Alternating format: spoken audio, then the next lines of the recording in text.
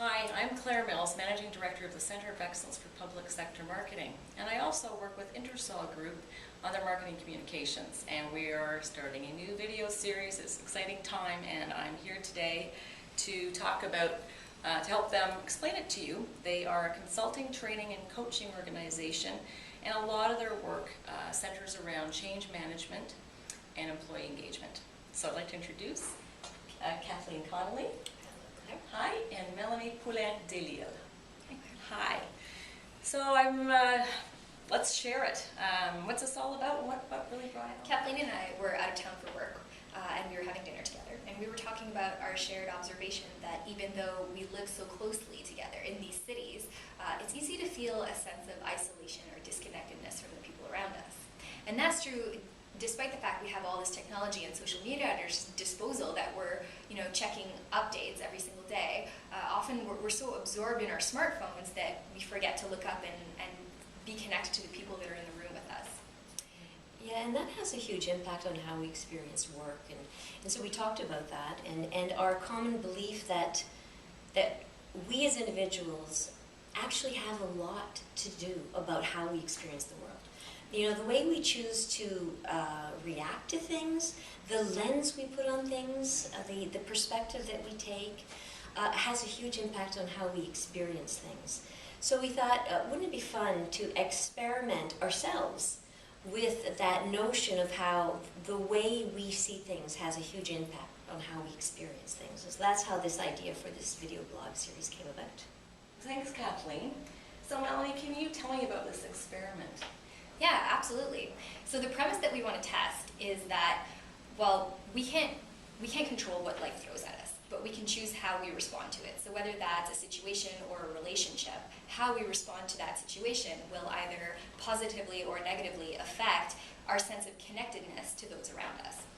Yeah, and those choices, we make them actually very many times a day, very many times a day.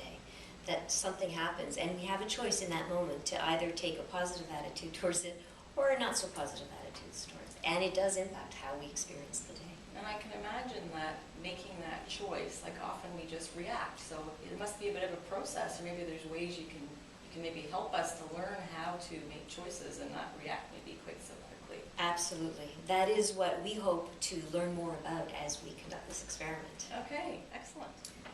So, what are you calling the series? Well, we decided to call it Take Two. And the reason we decided to call it Take Two is for a couple of reasons. One is that it sort of is, let's take a few minutes, 2 minutes, to kind of think about some of these questions in our lives, because we're so busy, we never stop, right? And so it's like, let's take a few minutes in our lives, in our day, to think about these important questions. But the other reason we chose Take Two as the title is it references in cinematography the notion that when you don't get something right, you take a second shot, right? So it sort of, for us, is all about when you find yourself making a choice and you know it's leading you down a path that's not going to make you happy in your day, take two, choose again. So that's why we chose that name for the series. Okay, very good. Okay, so explain to me how this Take Two series connects to the work that you do at Intersol Group. Well, at Intersol, we like to focus on what motivates people and what rewards them and what engages them. And we also focus on the health of an organization, so how to create and maintain healthy organizations and systems. And many of our clients these days are putting an increased focus on mental well-being in the workplace. Absolutely. And of course, absenteeism and sick leave are on the rise in many workplaces today. Yeah, and our belief is that it's not all up to the managers. I mean, everyone has a responsibility, and we all should take our own responsibility for what we contribute to the workplace. So, I think that managers and the system can do a lot. There's no doubt about that. And we support and coach managers in doing the best they can to create those workplaces that people want to be in. But, managers will never be able to prevent heavy workloads at times or shifting priorities. That's going to continue to happen. And so what's left? What's left is our own individual ability to choose how we respond to those realities in the workplace. So it begs the question, how will you conduct this experiment? So we have a series of premises that we want to experiment with. And these may be ways of approaching situations or reacting or perceiving situations that are going to impact our behaviors and consequently have an impact on the way that we feel connected with those around us. And this isn't new thinking. I mean, these premises, we're drawing them from, centuries of wisdom and philosophies out there. And we're going to experiment with one of them at a time.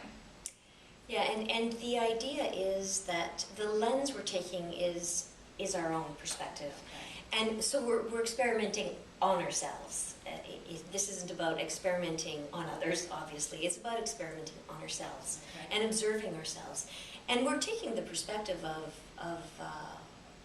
consultants and people that are not psychologists. We're not psychologists. So it really is, let's observe as we test some of these premises and practice them in our work lives, and learn from the observations that we make from that. So the idea is we'll choose the premise, we'll practice with it, we'll observe the impact it has on us and on those around us, and then we'll report back in the next video blog as to what we've learned and the insights that have come from it. Very good. I definitely look forward to what this will surface, and I hope that you will bring it back. Thank you. Thank you.